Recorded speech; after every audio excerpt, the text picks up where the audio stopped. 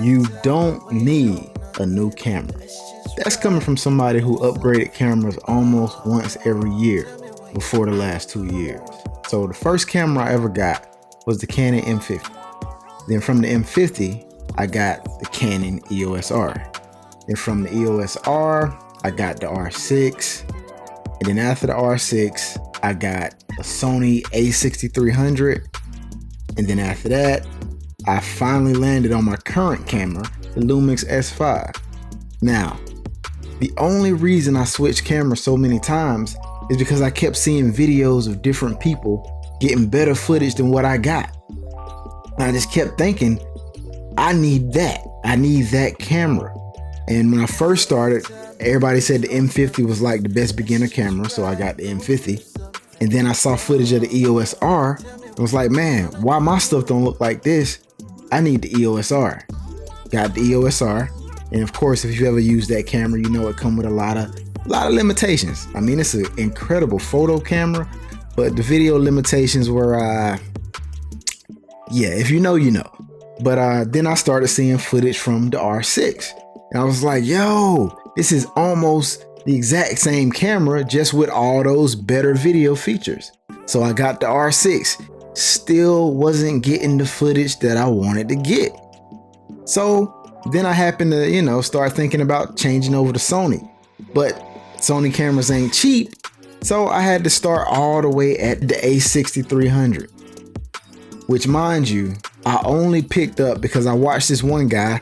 I think his YouTube channel is called The Icelandic Guy, and he made beautiful content with this camera. And it was fairly cheap, so I was like, okay, I'm gonna just sell my R6, grab the a6300, buy me a bunch of lenses, and I'm gonna get footage that look like this guy's. Lo and behold, it did not work that way. I did make some pretty nice videos with that camera, but it took me a lot to learn how to manipulate it the way I wanted to. And then I got bored with that, and I started seeing the S5 videos. So I upgraded to the S5 one more time. And don't get me wrong, the S5 is absolutely my favorite camera of all time. But when I first got it, I could not make my footage look like all the other people's footage I saw. And it was very frustrating, but it made me realize it was not the camera, it was me. I needed to learn my craft. I needed to put in the work to get better at filming and at cinematography. And that's what I did. So even if you look on my channel, man, when I first got my S5 about 2 years ago, some of my videos still look like trash. Even though I had a very capable camera, I didn't know what I was doing. But I got better. And if you look at my latest videos, my work looks a lot better because I just had to learn how to use my camera. And now that I've learned how to use my camera and I love the image I'm getting, I decided I'm not upgrading ever. I ain't gonna say ever because ever is a really strong word. But I don't see myself upgrading anytime in the near future. I know they got the S5 II, I know they got the S5 IIX, but I love my S5, the original S5. And I know people talk about the autofocus, but I don't know, man. I found little workarounds where I get decent autofocus from this camera. It's really not as bad as everybody says it is. And I just really love the picture. I compare this picture to all those newer cameras like the FX3 and the S5 IIX, and in my personal opinion, it holds up, bro. This footage that I get from this camera is just as nice as some of the stuff I see on higher end cameras. And if I'm not mistaken, you can find this camera for around $800 right now, if not cheaper, on some used markets. So that being said, I don't see the need to upgrade. I might need to get me some more lenses because right now I got 3. I got the 20 to 60, I got the 50 mil, and I got the 85 mil.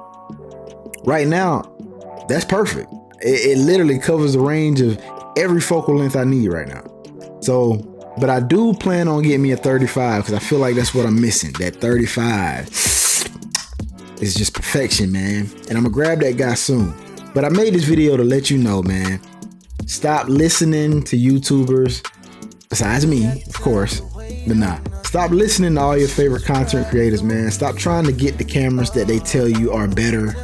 Honestly, in 2024, man, you can get a good, usable image from just about any camera right about now.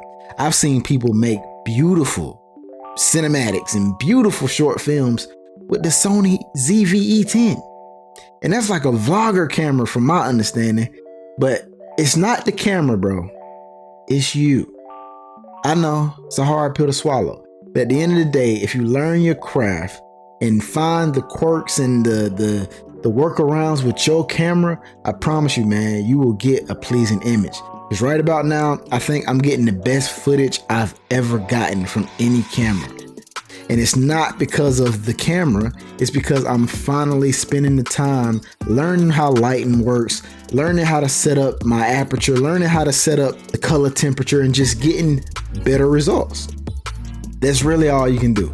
And learning the color grade came a long way too. Before I knew how to color grade, I was getting good footage, but I was ruining it in my editing software. But I've since learned how to color grade a little bit, not a lot. I'm not a colorist, but I'm doing pretty good for myself. And I'm going to continue to learn more and more every day. Learn how to work the camera you got. If you know what you're doing, or you take the time to learn what you're doing, you can get beautiful cinematic footage from anything nowadays. Just take the time, learn, do what you got to do, and you will be pleased with the results. I promise you. But that's all I came to say, man. Y'all know what to do. Smash that like button. Subscribe to the channel for more content like this. Tell a friend to tell a friend. God bless you, and I'm out.